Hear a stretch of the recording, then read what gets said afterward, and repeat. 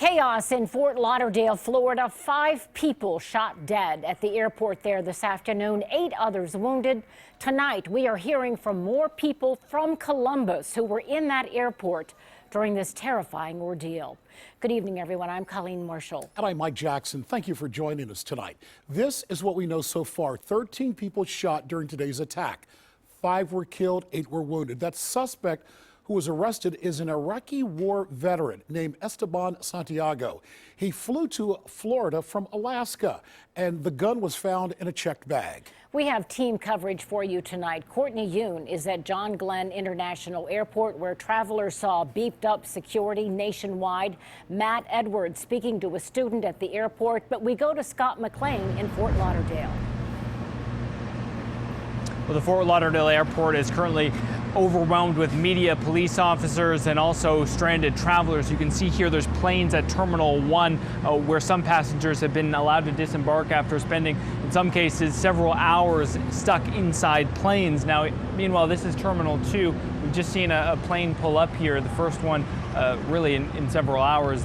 Police are inside right now investigating on the lower level where this shooting took place, looking for clues. Now, we know from police that the suspect, Esteban Santiago, went to the FBI last year looking for mental help.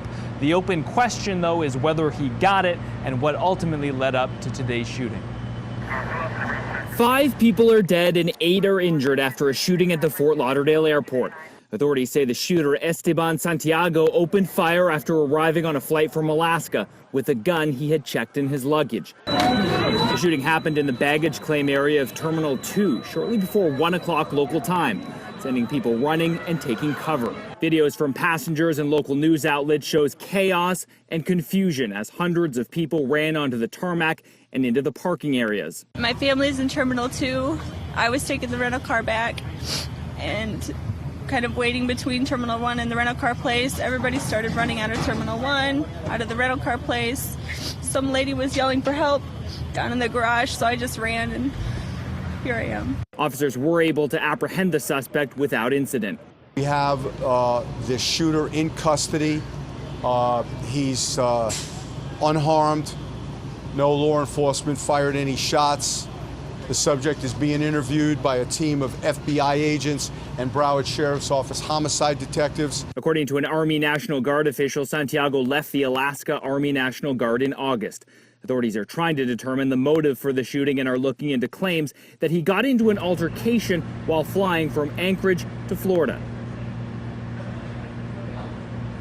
Now, police say they are following several leads in several states, including Alaska, where the shooter came from. We also know that they're trying to determine whether or not there's a genuine terror link. Now, Esteban Santiago, police say, used a semi-automatic handgun to carry out this shooting. He wounded 8 people. We know 6 of those tonight are in stable condition. Obviously, 5 people were killed as well. Police say there were about 30 or 40 people who were injured in other ways, being trampled or running into things in the chaos of things. We also know tonight, finally, that the Fort Lauderdale airport is expected to open at 5 o'clock tomorrow morning. Live in Fort Lauderdale, I'm Scott McLean. Thanks so much, Scott. There were several flights coming into Columbus tonight from Florida. One from Fort Lauderdale was canceled earlier this evening. NBC4's Courtney Yoon is joining us live now from John Glenn International Airport with reaction from passengers who are trying to come back home tonight. Courtney? Colleen, Mike, most everyone coming back from Florida into Columbus today seemed calmed and glad to be back in Ohio. Some were a little shaken up after hearing what happened in Fort Lauderdale, but it didn't stop any of them from getting on a plane to come back home. Everything seemed a little bit chaotic today. There was definitely more heightened security. It seems like everyone was more aware. Abby Ebert is coming home to Columbus from Fort Myers. Probably what freaks you out the most is knowing that could have been me, could have been anyone, and especially like when you're getting ready to leave vacation, that's the last thing you want to be worried about.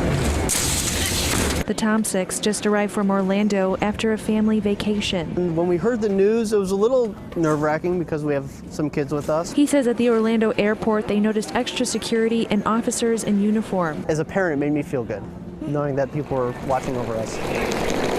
Other travelers almost didn't get on their plane after hearing about what happened in Fort Lauderdale. At one point we were like, we're getting in the Cadillac Escalade and driving back home. We're not getting on a plane. It was close to home too, you know, we were just right across this, right across the state, not far, a couple hours. And we're happy to be home safe, but just pray for the families that were involved. There's a flight now arriving from Miami. We'll be sure to catch up with those passengers to hear about their experience, but make sure to tune in tomorrow for NBC4 Today for more continuing coverage on this story. Live at John Glenn International Airport, Courtney Yoon, NBC4. I do realize it's a huge inconvenience, but we do really respect your patience with us at this time. That's what travelers heard on a flight from Cincinnati that was headed to Fort Lauderdale this afternoon. A photographer for the NBC affiliate in Cincinnati was headed to Fort Lauderdale, but the flight was rerouted to Miami. He shot this video. We're also learning from a OSU professor who was trapped in the chaos at Fort Lauderdale today. Lori Guzman flew to Fort Lauderdale from Columbus to celebrate her birthday with her sister. She says she arrived about 15 minutes after the shooting happened. She was waiting in baggage claim in a different terminal and saw news reports of shooting on airport monitors. That's when things turned chaotic. Personnel moved us up to an upper level, and we were waiting for taxis on an upper level, and there was another major evacuation out of the airport. People were just running and screaming, and we were trying to get out of the way because we were literally in their path. Of course, we're learning tonight there were a number of people from Central Ohio in Fort Lauderdale at the airport at the time of the shooting, including John Schlichter, his wife and mother-in-law. They say they received their first baggage from baggage claim when they heard gunshots. He says the suspect was firing randomly, and it appears he was trying to target victims in the head. The one that was right next to me, my wife, took my mother-in-law's sweater and put direct pressure on his wound. He'd been shot in the face, and he told her at that time that he was on Coumadin, so he was bleeding a great deal. There was blood everywhere. Schleiser says the gunman put down his weapon and surrendered to police. Also at the airport at that time was Ohio Wesleyan journalism professor Paul Kostu, a longtime newspaper journalist in Ohio and State House reporter. We were just told to wait. And then all hell broke loose in our terminal. People started running. I heard what I thought were gunshots, but that's very, very, very unconfirmed. I didn't see a shooter. I just know that people started running from the from the security checkpoint towards the gates. It was a massive number of people. Kostu's flight back to Columbus, a Southwest flight, was initially delayed, but later was canceled. Much chaos. Passengers were doing everything they could to try to find safety inside that airport today. So many of those survivors call Central Ohio home. Matt Edwards spent the evening speaking with some of them. He joins us now from the Watch for Alert desk. Matt? Mike and Colleen, those who made it out of the airport alive today, clearly thankful, but also quite distraught. It was an emotional scene, and many from the Columbus area won't forget the feeling of today anytime soon. As police surrounded the airport, would-be passengers were rushed outside, some frantically searching for answers among the chaos. Charlie says 5 dead, 4 critical, 2 stable. Others heard in cell phone video just wanting the nightmare to end. What are we supposed to do? I want to go home. As the situation unfolded, NBC4 learned that many Central Ohioans were inside the airport, including Jim Sagona, who used Facebook to let his family back home know that he and his vacationing wife and daughters were okay.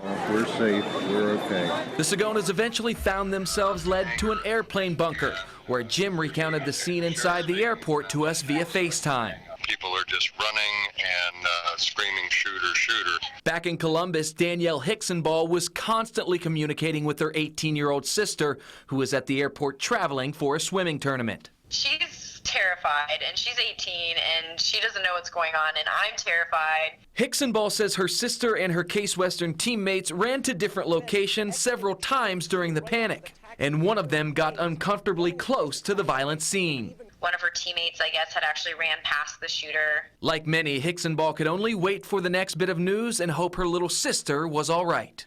Every time something happened, it was like I was going through it with her. It was awful. Now, the worst part of this tragedy clearly over, but many traveling families now stuck in the Fort Lauderdale area, needing to make new travel arrangements in order to get home. Live in the newsroom tonight, Matt Edwards, NBC4. Thank you, Matt. And you can count on NBC4 for the latest updates on this still developing story. As flights return from Fort Lauderdale this weekend, we'll be talking with some of those travelers who were there, and we'll share the latest details on the incident on air and online at NBC4i.com.